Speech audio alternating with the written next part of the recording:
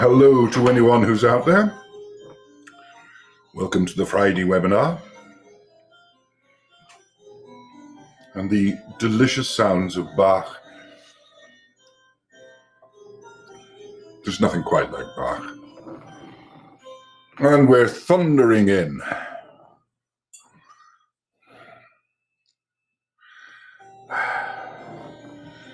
Hello Pina, hello James. Hello Diane and Barry. All of you, welcome back. Delighted you're here.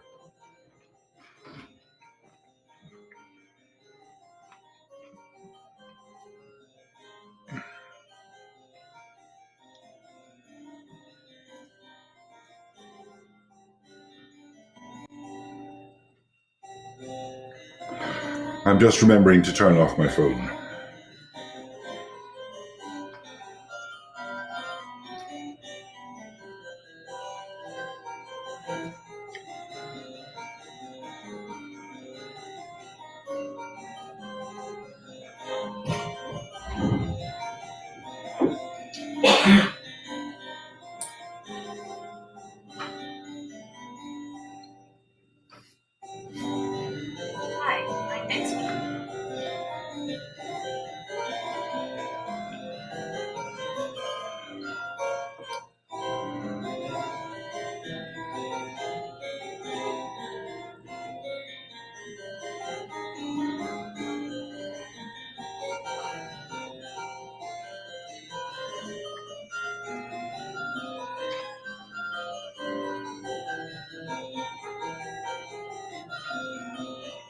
And my phone is refusing to turn off. I just got a new phone and I'm learning how to work it, and I am technologically incompetent.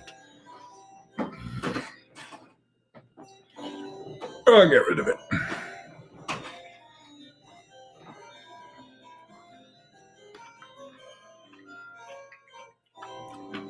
And I'm eating grapes. I'm very decadent.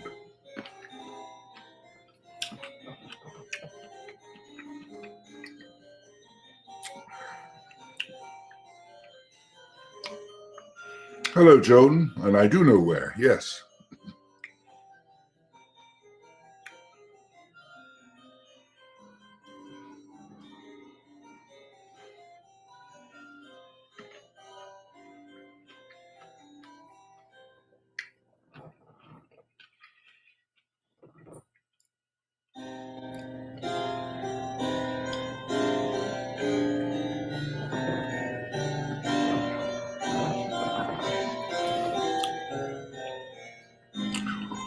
And people are coming in from far and wide.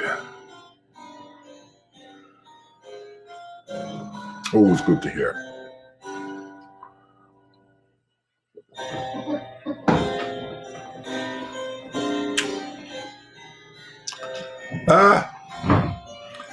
Yes, Grace in Dublin. Yes, I believe it is very sunny and very warm.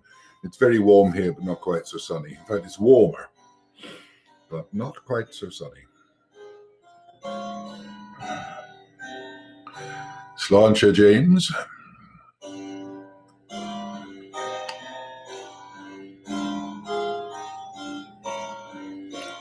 Hello, Karen in Scots Township. Wonderful you're back with us.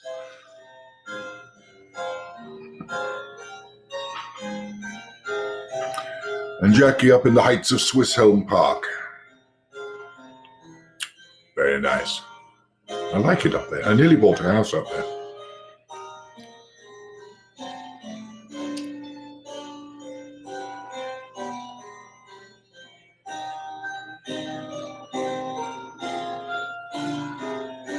I love Bach. It's a bit like Oscar Wilde.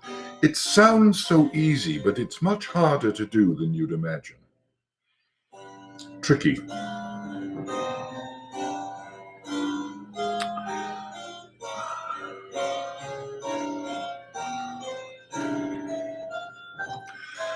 Hello, Judy from Rochester.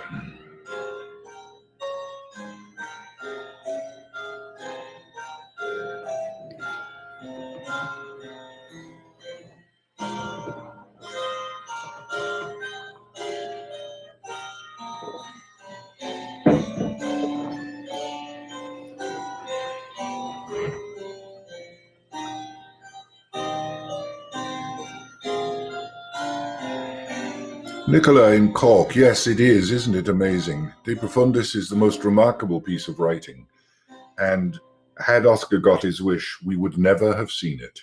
And it was just simply thanks to the presence of mind of Robbie Ross that it now exists. And the original is now in the British Library. And thank heavens for that.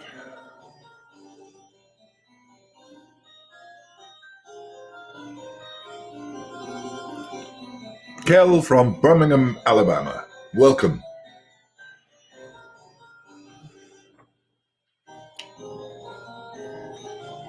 We're coming in from all over. Michigan, Dublin, Alabama, all the exciting places.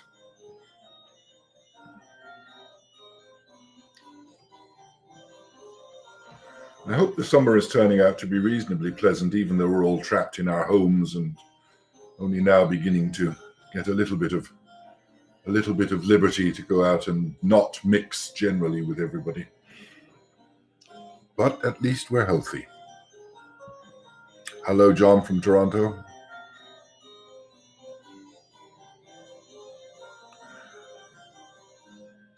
And we have the Netherlands are online now. I'm always very excited with the what we might say the Farden, the overseas contingent. It's wonderful that we're reaching that far, and it means a lot to us that there is interest from people, regardless of where you are in the world and what particular hour it is. And that's why, if you are out there, or if you have friends, if you are American and you do have friends around the world, please let them know about this. We will have a webinar every Friday for the foreseeable future. So you can be pretty certain if you register during the week, check out our website, there will be something of a Friday at 2 o'clock our time, Eastern Standard Time. Oh.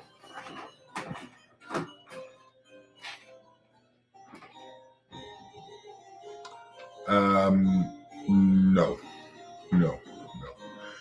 I won't get into it now, but next week we're going to have a big season announcement. We're still working on the details of it. And as everybody can imagine, we're not going to be able to do an on-stage season the way we would prefer to, or at least not certainly anytime in this year. So we're preparing a whole season that we'll be able to transmit by streaming it online, like the webinars, but with a much more theatrical feel to it. We'll be presenting plays, and I'll have more details about that next week.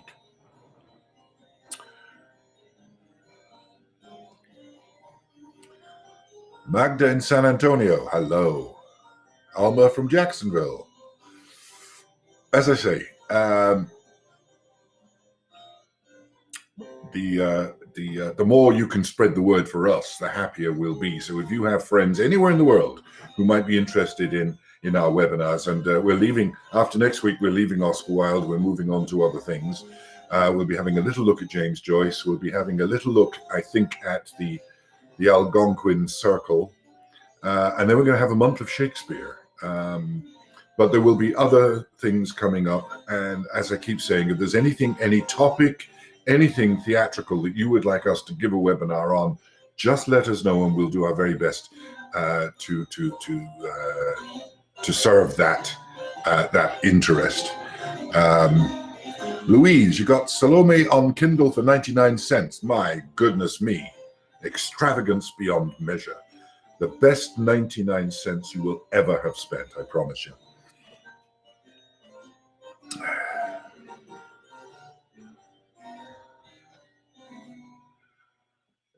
Love the ad for the webinar. Great old photos.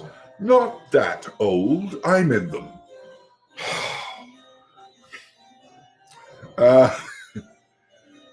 Susan, we're glad you're here as well.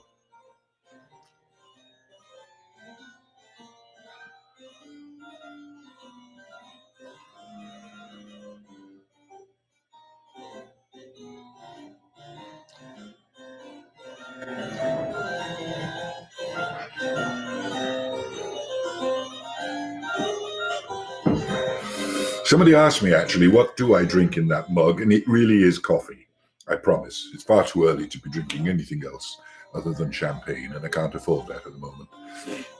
Champagne is perfectly acceptable first thing in the morning. It acts as a mouthwash. As you can see, I've been deeply affected by Oscar Wilde.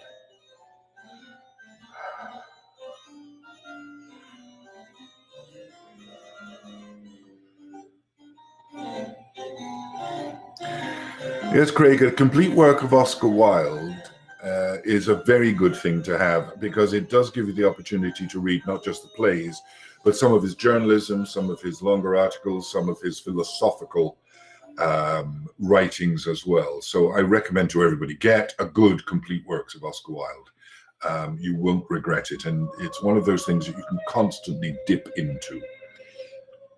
A bit like Shakespeare. I mean, as Oscar said himself, when people accused him of being English, he said, "I'm not English.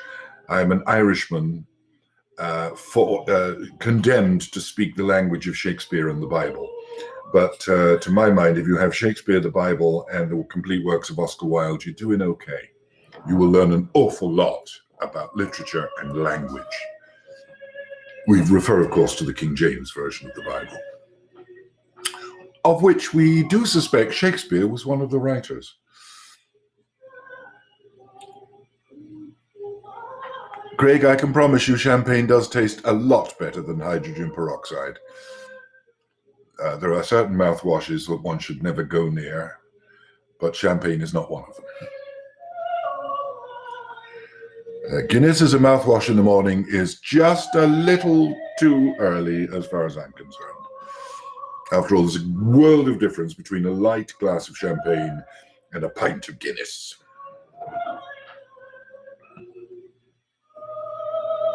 Yes, Toby, you can get the whole works of Oscar Wilde online for free. Well, maybe, yes, you can. You have to go searching for it, and the Gutenberg is a good site to go to. But you won't find everything in one place. You have to go searching around. And to buy a complete works is not that expensive, and well worth having on your shelf.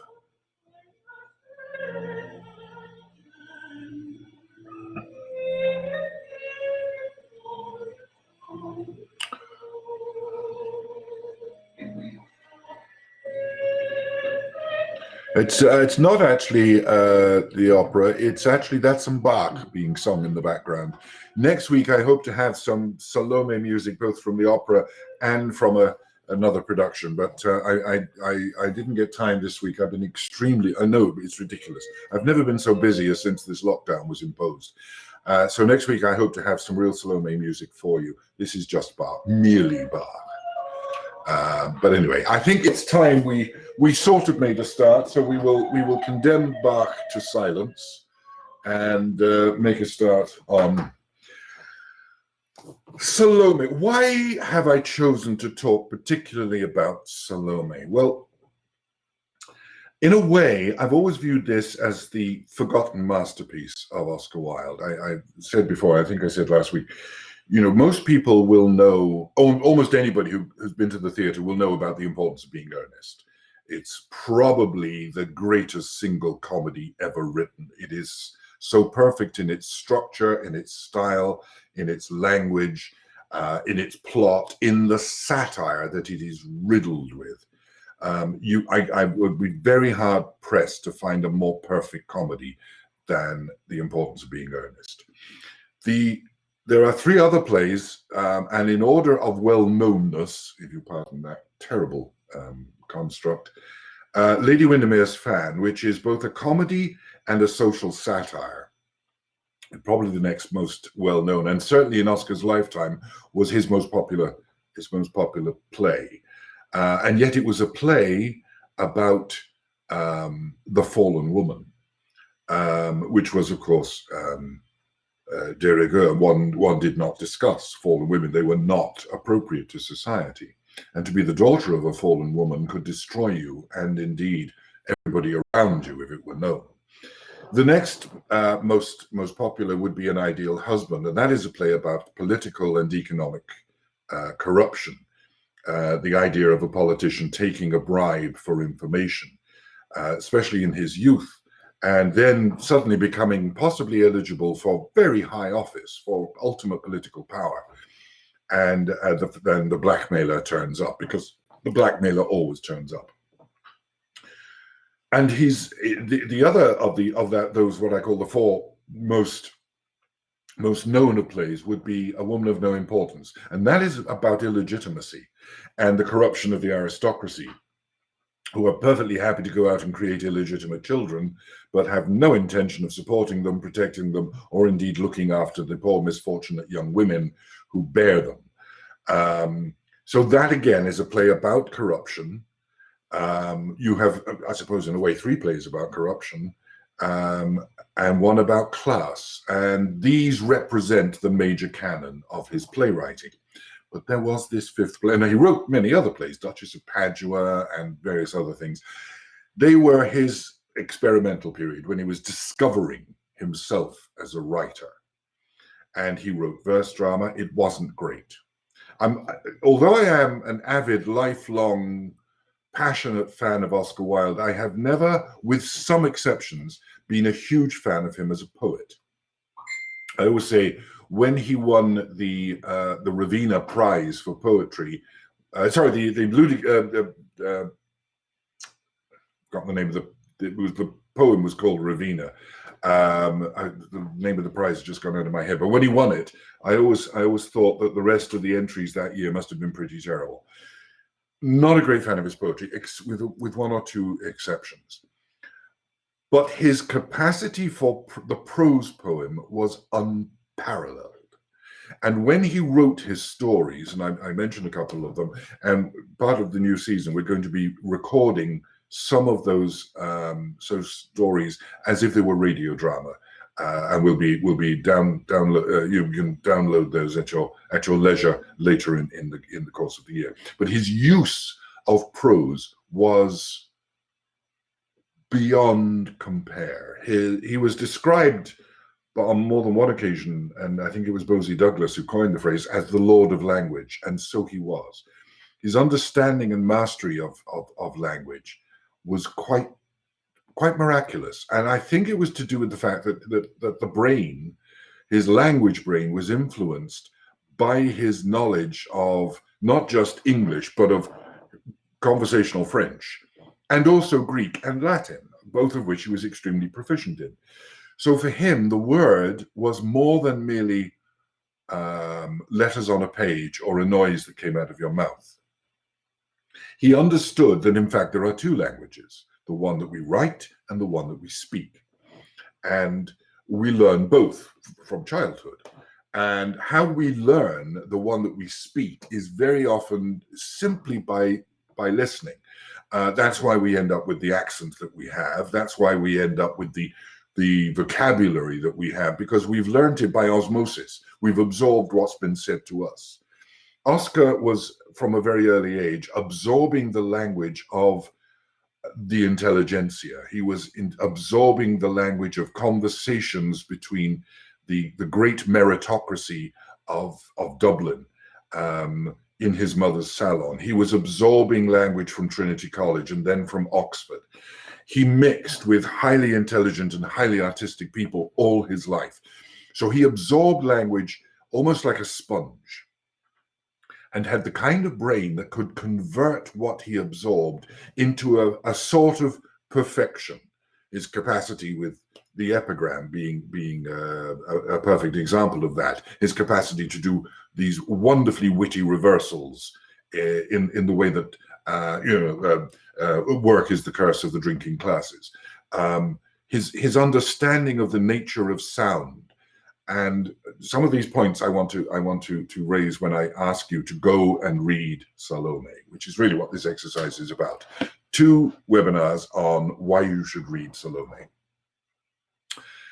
It was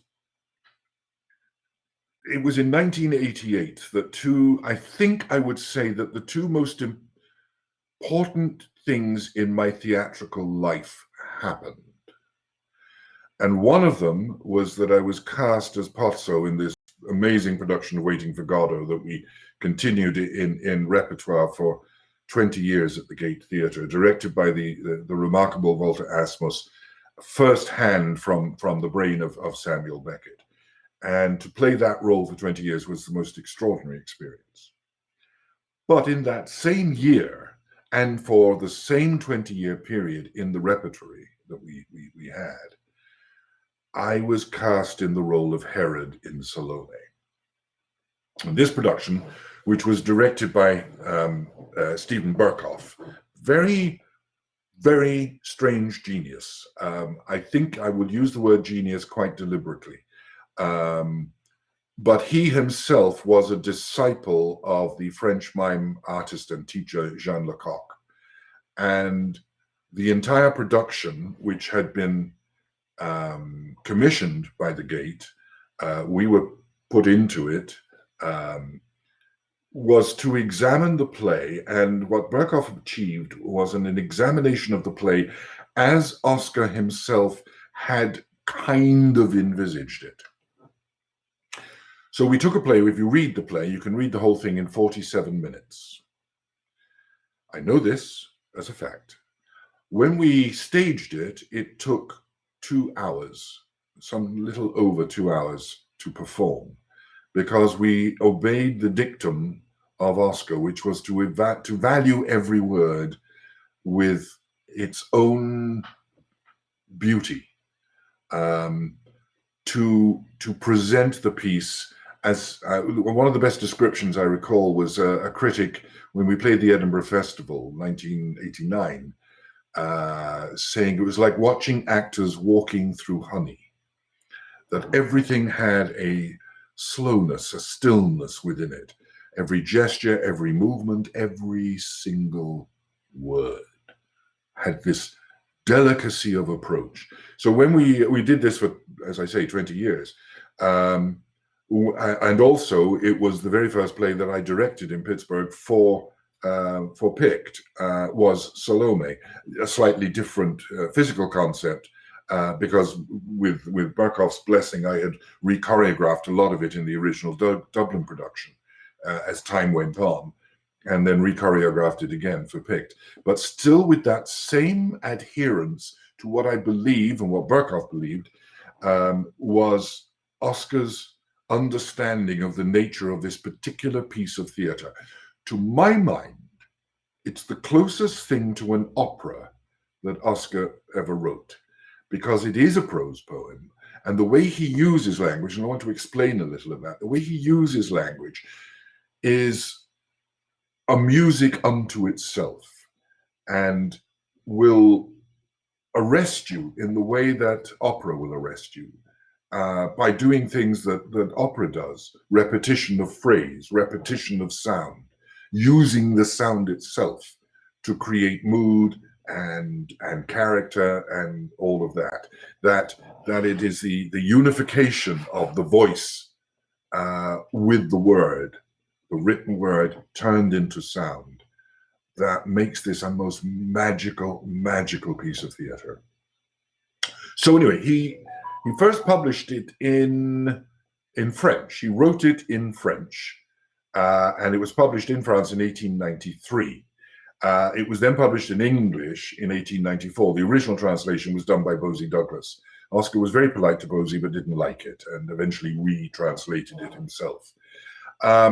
There's a wonderful slim volume produced by the Cambridge University Press. I recommend it to you. It'll be on my Oscar Wilde reading list, just on this particular play. And but there are a couple of errors in it. There are always errors, and one of them is the statement that it was first staged in Britain in 1931. In fact, in the Irish Republic hadn't been formulated. There was a free state under the Crown, so Ireland was still technically part of Britain. And in 1928, the first production in the British Isles was presented by the Gate Theatre in Dublin, and presented by the theatre's founders, Hilton Edwards and Michael MacLiamore, in which MacLiamore played Yochanan and Hilton Edwards played Herod. It was the first time that the play had been presented in English, and Dublin and the Gate Theatre claims that honour. So when, notice it was 1928, 1988, which was the 60th anniversary of the Gate Theatre, we revived it and we presented this new production. And as I say, it was possibly, I think, the most important theatrical experience of my life, because as an actor and as a director, I learnt more in that period with that play than at any other time in my career. The language itself is surprising when you read it. When you read it off the page, you sort of think, does this work? Can this work? You've got to look at, first of all, where that sense of language came from. We look at Oscar's particular fascinations, and it wasn't just with Greek and Latin literature, the classic Greek and Latin, the use of it, the literature, the histories, the various things which he'd studied in Oxford. But he also had a very deep knowledge of biblical literature, and I do say biblical literature, and particularly the Gospels and the Acts of the Apostles. He read the Gospels in Greek. He always had this little volume of the Gospels with him, and I think he even had it with him when he was in prison, when he was in Reading jail, that small volume of the Gospels in Greek, which is the language they were probably written in the first place. So his appreciation of the biblical aspect of things came from a first-hand knowledge of their original language, not the Hebrew, certainly not. But so he read he also would have had a great knowledge of the King James Version of the full Bible. And you'll see other influences within the writing of this. And one of the most obvious ones is the King James Version of the Song of Solomon. Also, some of the books of the prophets are in there as well. Mostly, but though, for their poetic content and their imagery. One of the, I remember reading somewhere, I do not know this to be a fact, this could be nonsense, so check me up on this. But I do believe that there is a theory that the term prophet in the original was the same word as poet. And that what we consider to be prophecy of the coming of the Messiah or whatever, could be poetic allusions to that which we desire, which is a state of perfection. And that state of perfection rides through almost all religions. The state of purity rides through all religions. And Oscar was fascinated by all religions. And especially that notion of good and evil, that need for purity, that need to atone, and that fear of judgment, which also rides through an awful lot of religions, because even religions believing in the notion of karma, to be withheld from karma, to be withheld from eternal rest, is a punishment. That to have to constantly live again is a punishment, especially in the world we're living in. So there was a very strong religious influence on him, and particularly biblical. But the Greeks were there as well. Now, at the time he wrote the play, there were certain rules concerning the use of biblical names, and especially the names of saints and the name of the Messiah. You couldn't do it. You could not do this. And one of the reasons that the play was constantly banned in England was because of this, that even though Oscar had covered it up by never using the word Jesus, by never using the word Christ, only the word Messiah, or Messias. He actually turned it from Messiah to Messias, by not saying John the Baptist, but by putting the name Yochanan. He tried in that way to turn formal religious text into a poetic expression. However, the Lord Chamberlain, who had the power of censorship, wasn't having any of it, and so the play was banned for a long time. Now, also, the fact that the play is called Salome, and one wonders why, because if you read the accounts of the death of John the Baptist, at no point is she called Salome. It's not there. She is referred to as the daughter of Herodias. The only reference, and I checked this one myself, the only reference to a Salome in the Gospels is that there was a Salome amongst the women with Mary, the mother of Jesus, at the foot of the cross at the crucifixion. So Oscar, I think, took a liberty, but others had also taken that liberty, and in various paintings, the art and poetry. But I'm not absolutely certain about this, but I think he may have been the one to sort of formalize that notion that the daughter of Herodias was Salome. And he wrote various pieces about her. He had written about her being executed. He had written a story about her death. He had written her up as a saint. He was fascinated by her. She became almost an object of veneration for him. He was so interested in the notion of her. And the play itself, I believe, evolved out of that particular fascination, that she represented a purity that became corrupt, but also that the corrupting influence upon her was something religious, or purporting to be. And that also there was another deeply corrupt influence within the piece, and that was her uncle, Herod, who wanted his desire for her was absolutely unmitigatedly carnal. Her desire for Yochanan, which started with a fascination, became almost to the point of a death wish. And Yochanan's desire, passion, love for the Messiah became almost beyond religious, became a fervor that was deeply questionable. So Oscar's taking all these things and pushing them together and shaping them and molding them into a story that anybody who's ever read the Bible or ever read the story of John the Baptist knows perfectly well.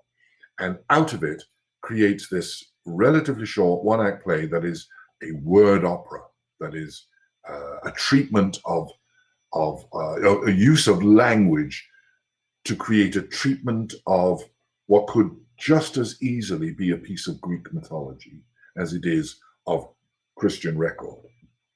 That's important. Did he plan to have it staged? Was another thing that materialized.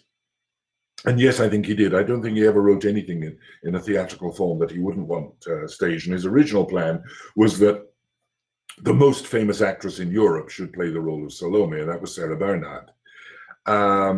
He particularly believed that whoever played Salome should be a dancer, or should move with all the grace of a dancer, because she in herself represents not dancing, but dance. The whole notion of the movement, the motion of the body as an act of communication, whether that communication be seduction or not, it is a form of communication. And without that thought, without that possibility, ballet would not exist. Jazz dance would not exist. No dance would exist. Dance is a way of communicating through the body. And that's why he believed that the role of Salome should always be played by a dancer.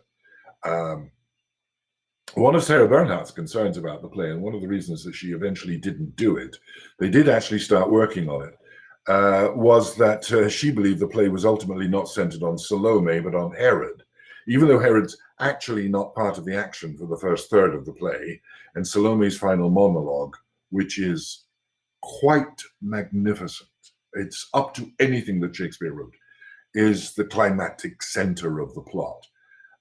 When she finally gets Yochanan's head, so that simply she can kiss his lips. And it's the most extraordinary monologue, but more of that next week. I was discussing this with one of my favorite Oscar Wilde and Salome fans, my elder son.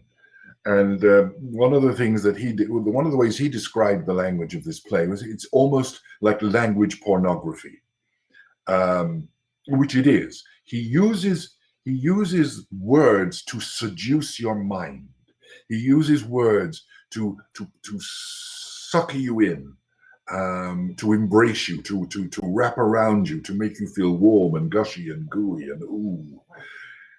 His use of words here, I alluded earlier to that review about like watching actors walking through honey. It is like honey oozing from the mouth. It is rich and it is soft and it is succulent. It's, to my mind, of all playwrights, whether you like the play or not, whether you think the play is great or not, it is some of the best use of language and the modes of English usage that you are ever likely to come across. It's all about structure and contrasts. For instance, now, when we were talking about Oscar Wilde a few weeks back, I mentioned the opening passage of the play as an example of how Oscar can take a single image and use it in two completely contrasting ways. And within those two speeches, establish so much about what's going to follow. Right at the beginning of the play, you have the Page of Herodias and the young Syrian, both standing looking at the moon. And the Page of Herodias, who is, shall we say, somewhat pessimistic. How strange the moon seems. She is like a woman rising from a tomb. She is like a dead woman. You would fancy she was looking for dead things. Not exactly the most positive sounding speech ever, and a wonderful way to open a play. Immediately responded to by the young Syrian, the young soldier, who secretly adores Salome. Still speaking of the moon, she has a strange look. She is like a little princess who wears a yellow veil and whose feet are of silver. She is like a princess who has little white doves for feet. You would fancy she was dancing. So you have this wonderful contrast of the negative and the positive, of the dead woman, rising from a tomb looking for dead things. Dead, dead, dead. She's like a princess whose feet are of silver, who has little white doves for feet. You would fancy she was dancing. And you have this wonderful contrast, instantly telling you two major themes of the play. We're talking about death, and we're talking about this exquisite, dove-like princess. Immediately established, and we've done that without mentioning anybody in the play, because all we're talking about is the moon. The page follows the idea of the moon is like a little princess who is dancing. She is like a woman who is dead. She moves very slowly, which was one of the motifs that the production that I was involved in took, this notion that everything moves very slowly, so that you are forced, and Oscar provides this in the language, you are forced by the nature of the piece, by the nature of the flow of words, you are forced to examine every single moment, every thought that is being expressed. This constant repetition, which when you read it on the page might look a little bit like too much repetition and slightly boring, but in fact it's a brilliant device, because when Herod eventually enters, a third of the way into the play, he has exactly the same motivation to speak. As he walks on back to the moon. The moon has a strange look tonight. Has she not a strange look? Strange, strange. She is like a mad woman who is seeking everywhere for lovers. Already you have this notion of Herod, mad and lovers, seeking everywhere for lovers. She is naked too. She is quite naked. Herod does not, doesn't waste any time. You get straight to the point with Herod. She's like a mad woman who is naked. The clouds are seeking to clothe her nakedness, but she will not let them. She shows herself naked in the sky. She wheels through the clouds like a drunken woman. Now remember, we've had dead woman, we've had like a little princess, like a dancer, and now we have the moon reeling through the clouds like a drunken woman. Does she not look like a drunken woman? She is like a mad woman, is she not? So he's taken one simple concept and he has demonstrated the nature of several of the characters without ever naming them. And already now we get a clear picture of what Herod is like and how Herod behaves. Oscar, as I say, was lord of language, and he used words in a very particular way. I remember quite a few people have asked me why I always refer to her as Salome and not Salome. And I think it is to do with the way the word sounds.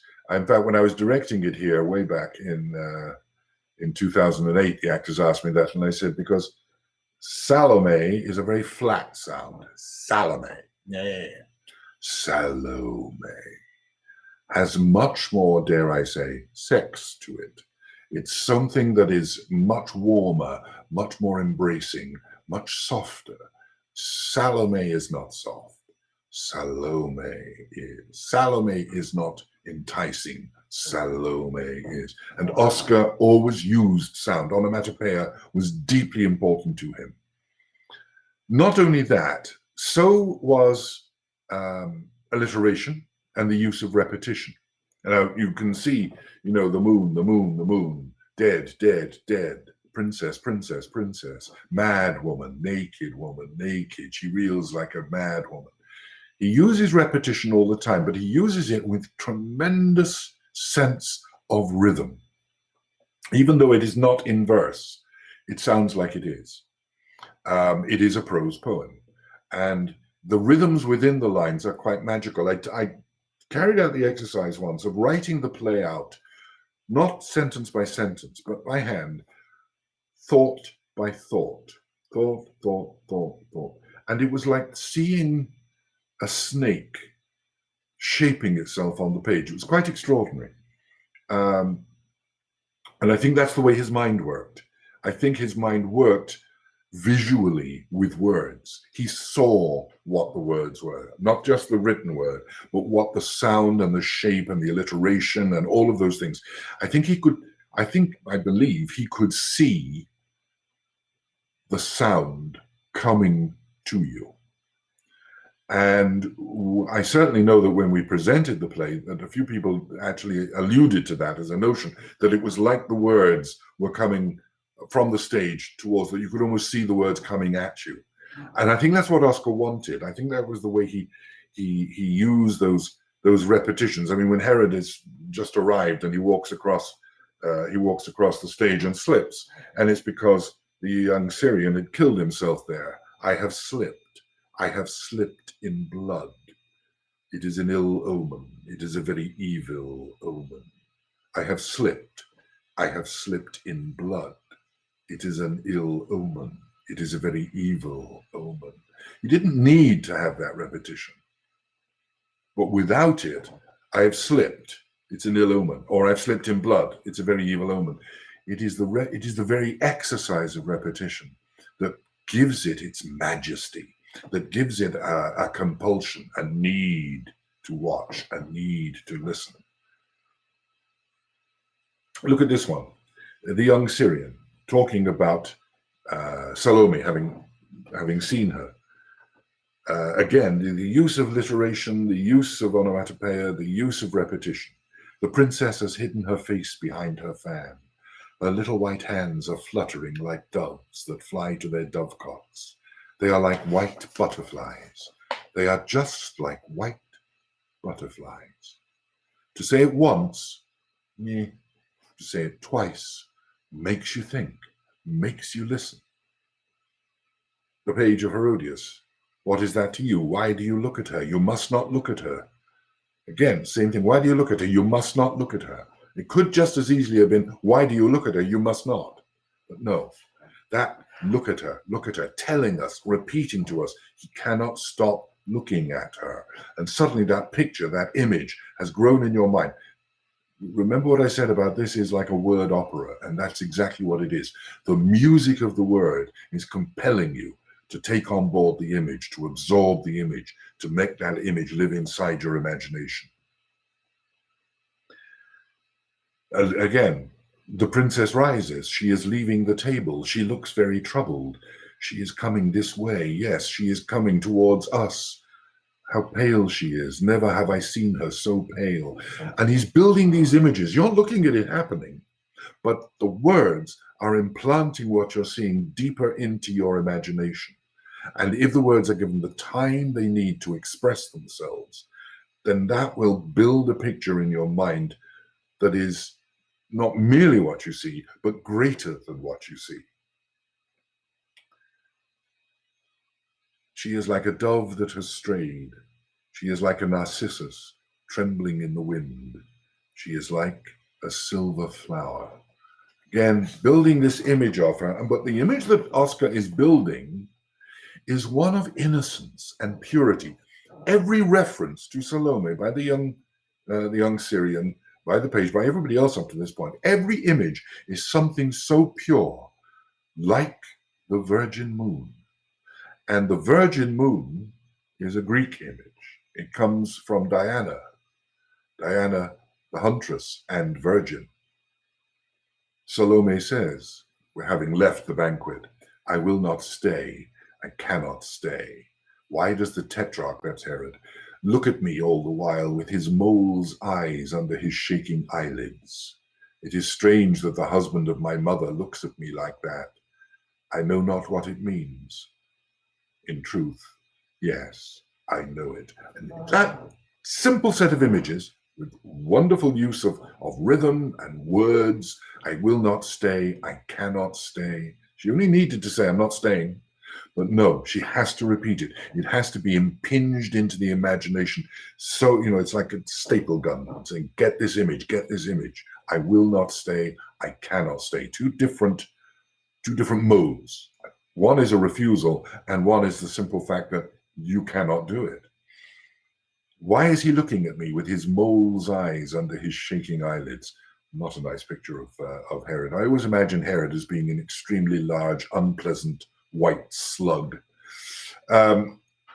which is pretty much the way I played it. It's strange that the husband of my mother looks at me like that. It's the first reference in that sense that it's incestuous. I know not what it means. In truth, yes, I know it. And there you have Oscar beautifully expressing that in the simplicity of innocence, that the innocent, the virgin, the untrained, untested, and undefiled any child can do, any girl, and especially for girls. I don't know what he's looking at me like that for, but I do know what he's looking at me like that for. But it's brilliantly expressed by here. Now, when we move on a little bit, I look at the way he uses alliteration and rhythms.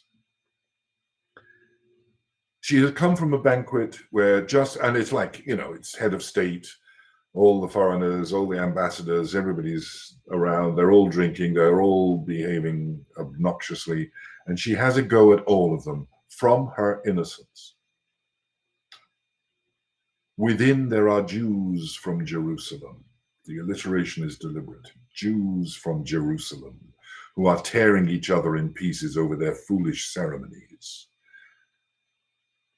And barbarians who drink and spill their wine on the pavement. And Greeks from Smyrna with painted eyes and painted cheeks and frizzled and hair and curled in twisted coils. And silent, subtle Egyptians with long nails of jade and russet cloaks, and Romans, brutal and coarse with their uncouth jargon. Look at the way those words work. Look at the way that Oscar is building an imagery of what's going on inside of what is essentially a rather disgusting banquet with everybody from all over the place, not just the locals, but you've got the Greeks and you've got the Egyptians and you've got the Romans, and they're all of them, behaving typically and badly. Silent, subtle Egyptians. There's something very insidious about that. I don't know. Silent, again, the alliteration does it for us. She goes back to the moon. Always the moon keeps coming into it because the moon represents a purity and a virginity. And she says it. Also, my favorite line in the entire play. How good to see the moon. She is like a little piece of money. You would think she was a little silver flower. The moon is cold and chaste. I am sure she is a virgin. She has a virgin's beauty. Yes, she is a virgin. She has never defiled herself. She has never abandoned herself to men like the other goddesses. And again, this is meant to be a play about a Christian topic, and she is shifting, or Oscar is shifting us straight back into Greek mythology again. Keeps doing this notion of Diana, the virgin goddess. She has never defiled herself. Note that. It's not she has never been defiled by man. She has never defiled herself. She has never given herself. She has retained her virginity. Not that no man has ever taken it. She has kept it, which is a very interesting reversal of what one might normally think would happen. Then she hears a voice. And again, it is the power of the word. The word with Oscar, the word is king. A voice comes, and it is the voice of doom. And he says from deep down in his cistern, the Lord hath come, the Son of Man hath come. The centaurs have hidden themselves in the rivers, and the sirens have left the rivers and are lying beneath the leaves of the forest. This is the first time we hear, or she hears, Yochanan. Now, it's a very interesting thing about that, because when Yochanan speaks, you would imagine it would be in the mode of John the Baptist. And of course it is. I mean, we get all of that voice crying in the wilderness and living on locusts and wild honey, and dressed only in a leather loincloth and all of that. But in the play, Yochanan is more than simply John the Baptist. We get a strange mixture in that particular speech of both the Old and New Testament prophecy and Greek mythology, Greek fable. The Lord hath come, the Son of Man hath come. We all know who that is. The centaurs have hidden themselves in the rivers, and the sirens have left the rivers and are lying beneath the leaves of the forest. That's Greek mythology. He is mixing, or doing a mix and match between Jesus and Apollo, which is not uncommon in poetic literature, and there's a lot of poetic license in that. In fact, if any of you have ever been to the Vatican and you go through the Vatican Museum, at one point you will see a magnificent statue in marble by Michelangelo of Apollo.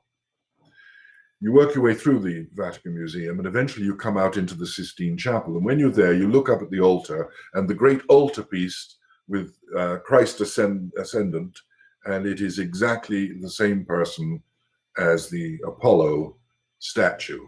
So Michelangelo drew that comparison as well and brought together the idea of Apollo and the idea of Jesus. In other words, mixing of Greek myth and Christian doctrine. Yochanan goes on, the Lord, meaning Messiah, is coming. And the idea of centaurs and sirens takes us back to Greek. This is not an ordinary John the Baptist. This is Yochanan. Rejoice not, thou land of Palestine, because the rod of him who smote thee is broken. And then, from the seed of the serpent shall come forth a basilisk, and that which is born of it shall devour the birds. This is all a little bit not quite Christian. This is all a little bit a whole new world of fantasy. But what he wants to do is to fascinate the listener, to make you listen and go, what? What?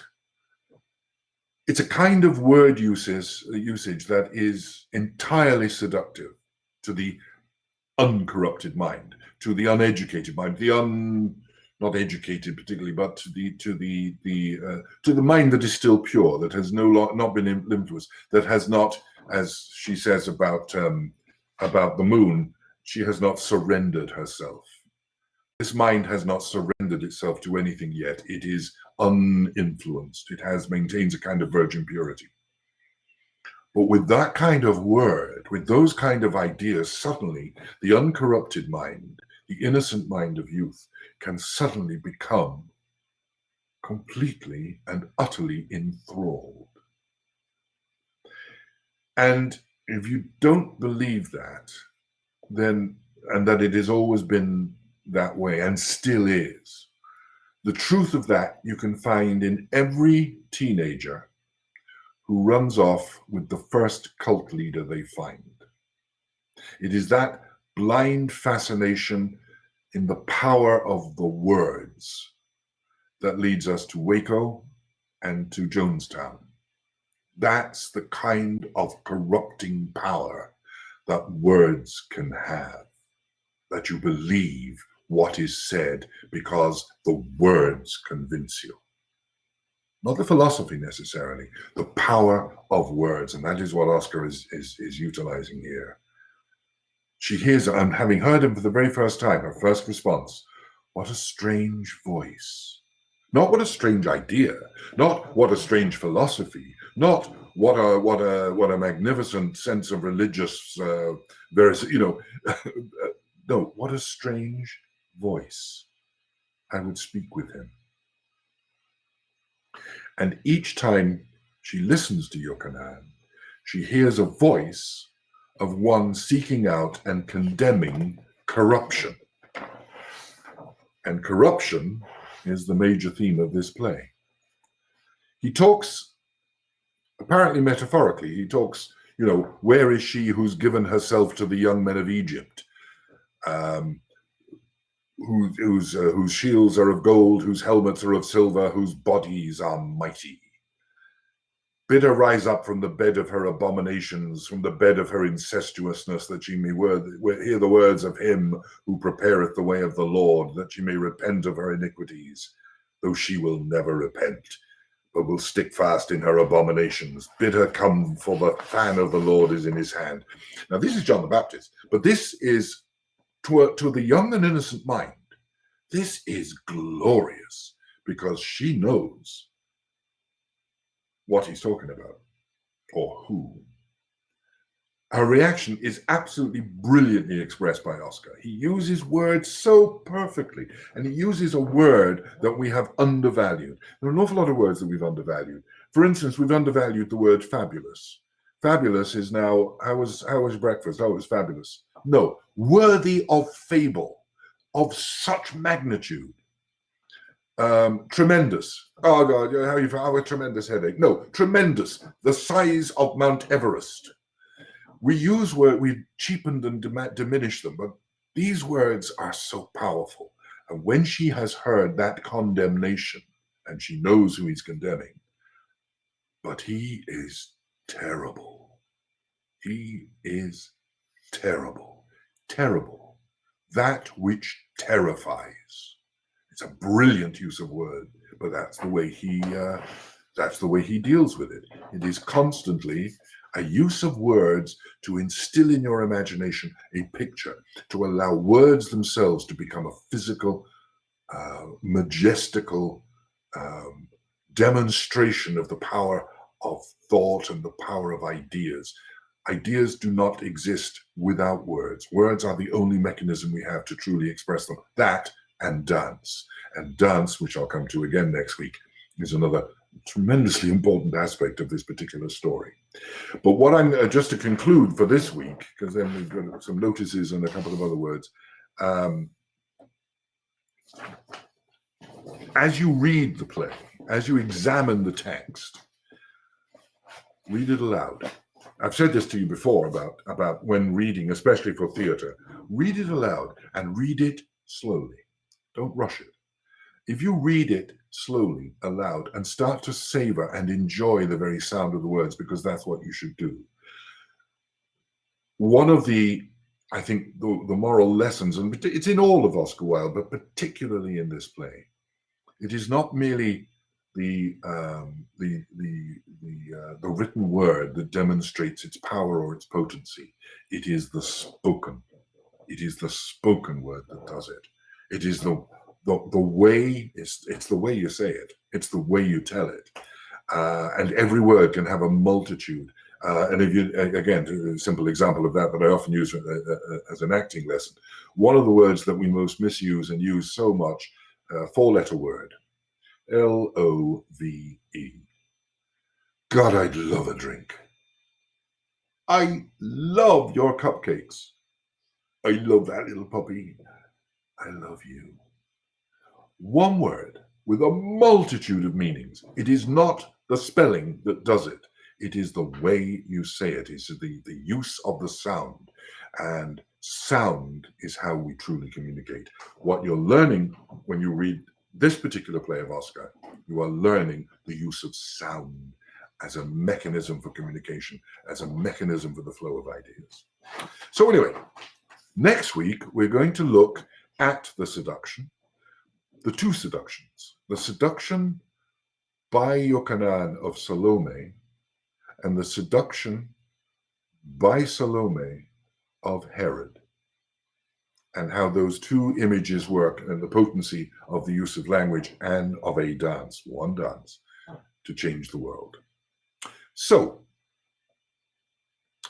a couple of questions coming in. Did Sarah Bernhardt feel that Salome character was too young for her to play? No, I don't think so. What we must remember is that in the late Victorian period and through the Edwardian period, and in fact right through the 40s and 50s, age was less important. It was only with the advent of, the advance of movies and television and what have you, I think that started to change. When I was a lad, which was a year or two ago now, the idea of a 50-year-old playing Hamlet was not considered untoward. Hamlet, after all, is 30. Check the text, he is. And I know of one instance of an actor who played Hamlet, and the part of Claudius was played by an actor who was 20 years younger than him. So it was all about the appropriateness and the ability to act the part rather than are you in the right age group. I don't think Sarah Bernhardt would have thought of herself as being too old by any means. I just think that she didn't feel that she wanted to do it. And I think, that does happen. And I think she is right. And having done the play for 20 odd years, no matter, you must have a wonderful Salome. And I was deeply privileged to have acted with two Salomes, one of whom is on some of the slides that we've been showing you. And to that extent directed three, because I took over as director as well as playing Herod. And we had the third one, and that's that one, Nicole Underhay, with Jim Mason playing Herod at PICT, and the remarkable David Whalen playing Yochanan. And in fact, in the background there, I think you can see James Fitzgerald as well. So I don't think it's important. What matters is that she has the physicality for the role, that it's not merely that she should be able to dance, she should be dance. My original Salome, that's Fiona O'Shaughnessy. She trained as a dancer. She's quite beautiful and a wonderful actress, with a very deep, sexy, husky voice that made it even more remarkable. My original Salome, and I'll try to find some pictures of her for next week, was an actress called Olwen Fouere, who's become one of the most remarkable performers in the Irish theatre. And she too had this incredible capacity for physical expression. It's not dance in that simple sense. It is the ability to communicate through the use of the body. Sarah Bernhardt certainly would have had that, but I don't think she would have worried about her age. How does one play a white slug?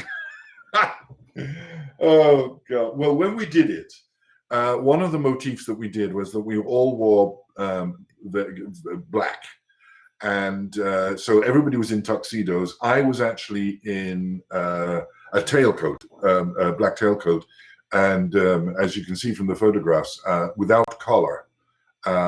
It was just completely Herod. Just I'm not putting on a collar and tie. But we all used whiteface, and that was quite deliberate to create an incredibly strong, powerful, almost film noir image, so that the only true color on the stage was Salome.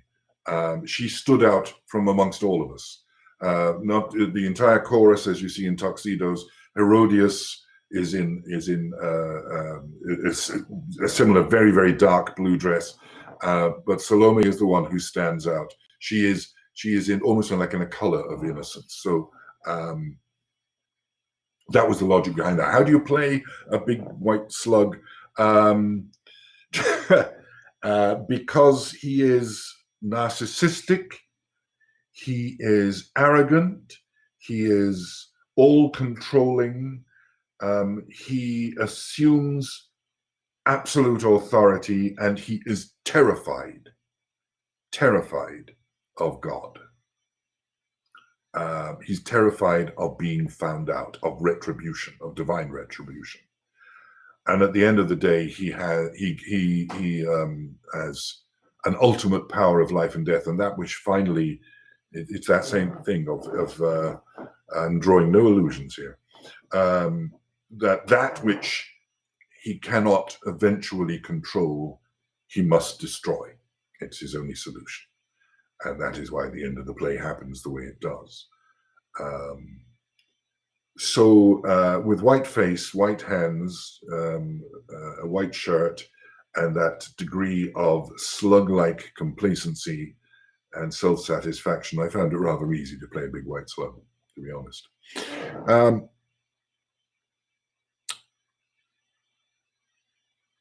Do I think she falls in love with Yochanan at the first sound of his voice? No, I don't think she falls in love with him at the first sound. I think it's when he appears and she sees him. When she hears that voice, she is fascinated by the power of his words, the sound of his voice, the sound of those words, what they represent. When he talks about, you know, she who's abominated herself and lain with all the soldiers of Egypt, and she says, "It is of my mother that he speaks." And they say, "No, no." And she says, "Yes, it is of my mother." Suddenly she's hearing a voice that tells the truth. Doesn't apologize. Doesn't say, no innuendo, no, just says, "Your mother is a whore." Straight out. And suddenly she's hearing tremendous truth, but coming in a voice that is utterly compelling. Something that she just wants to keep listening to. I want to hear more. I want to hear more of what he says. And that's why I look upon it, and you can examine it in the way that a cult leader can do it. That or any well-trained preacher or any well-trained politician, and unfortunately, most politicians don't train themselves how in oratory anymore. But when words are used with power and potency, they are the most terrifying instrument in the world. With words, you can rule the world. And you look at the great orators. I mean, Churchill is one of them. The use of words can move mountains. It's extraordinary.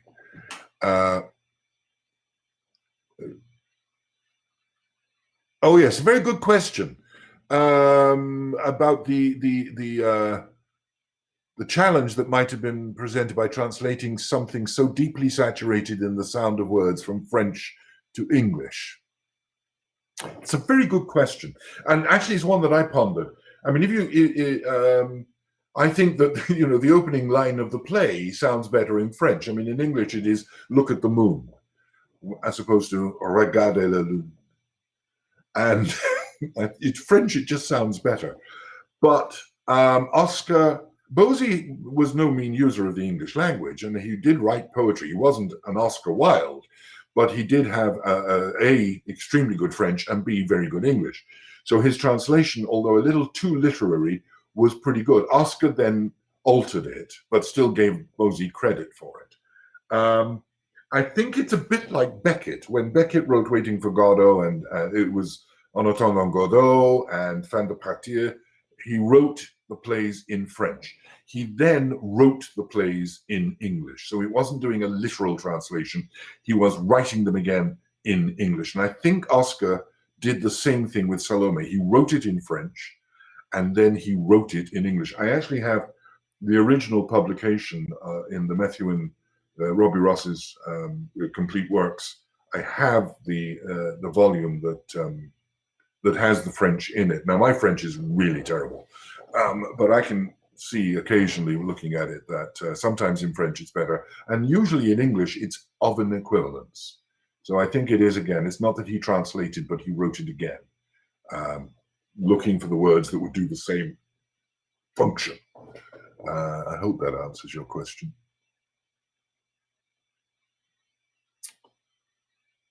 Is the French version still performed? Probably in France. I don't know, to be honest. It's not often done. Now,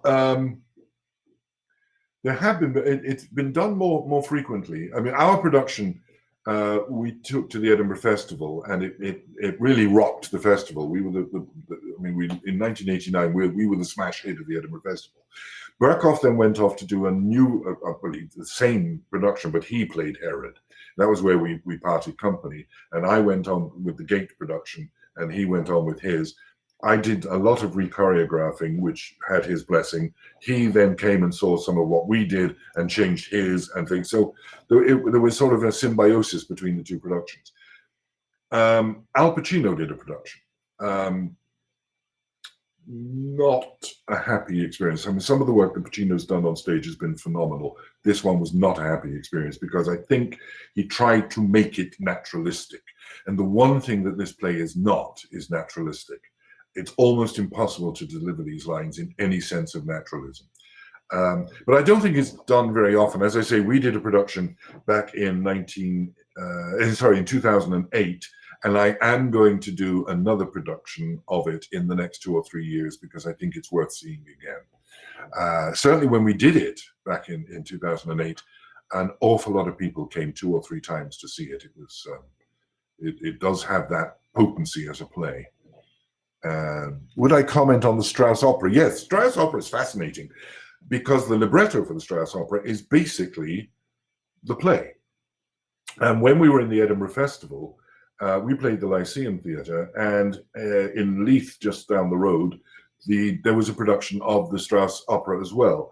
And in fact, the guy who was singing Herod came to see us and then gave me tickets, and I went to see them. Interestingly enough, I've got a basso profundo voice as Herod, and in the opera, Herod is scored for a tenor. They always say, and I remember this guy singing, because we had a few drinks afterwards, after his performance, and he said, you know, you get to sing Herod as a tenor when you know your voice is finished. Because once you've sung Herod in the Strauss Opera, you'll never sing anything else again. It will really tear the throat out of you.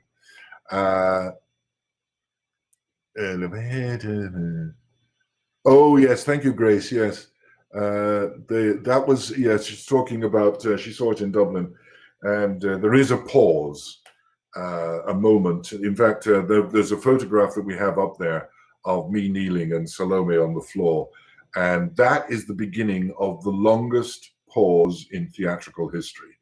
That's the one where she's finally said, "Give me the head of your Quran," and he knows there's no getting out of it. And it's one of Berkoff's moments of genius. I think the pause went on for about a minute and a quarter. Not just stillness, doing activity, doing things, but not until, and I remember Berkoff saying to me, and he said, I learned this from Lecoq, and he said, it is the great lesson, and I've never forgotten it, and actors will tell you, I force this into their brains all the time. When the audience know what's going to happen, make them wait. And with this, we all know the moment that it's what's going to happen at the end, and what's going to happen at the end is he's going to lose his head. So you make them wait to the point where the audience is screaming, "Say it, say it, say it!" And what they're screaming is, "Chop off the man's head."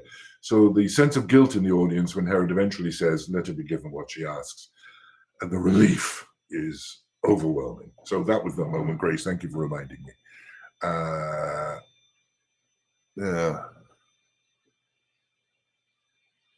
Yes, Jessica Chastain's dance of the Seven Veils in the Pacino production was incredible. Didn't care for the interpretation of Herod. Yeah, it was fascinating.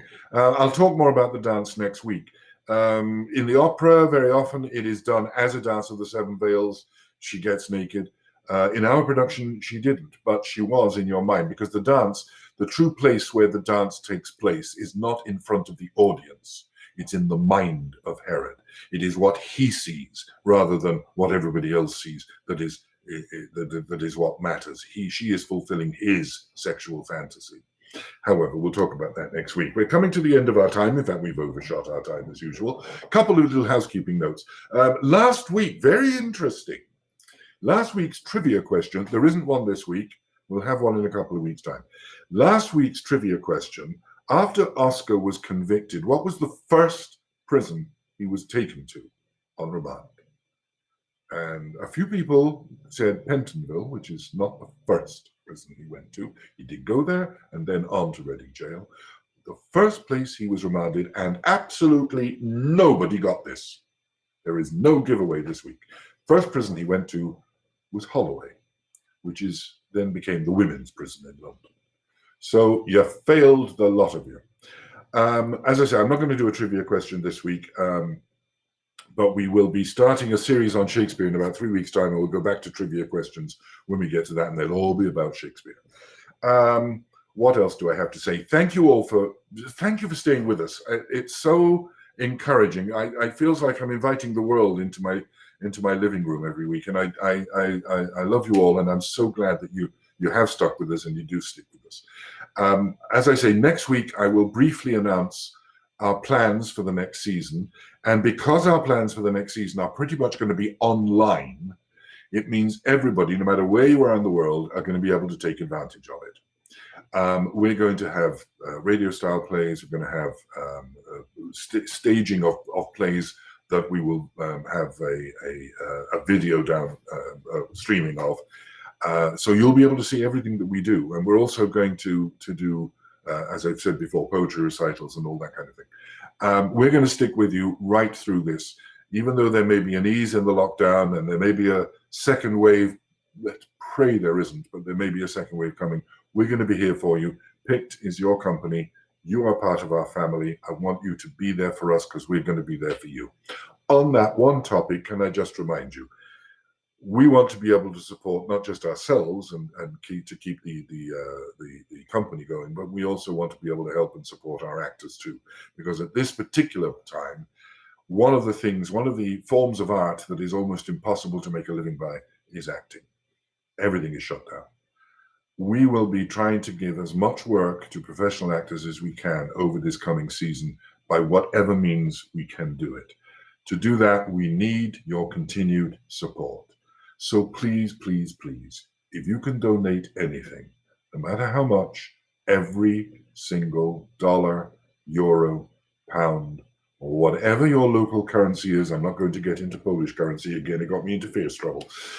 Whatever your currency is, please, please, please consider a donation. You can make the donation, you can push the big red button on all our emails and on our website, but every dollar does count.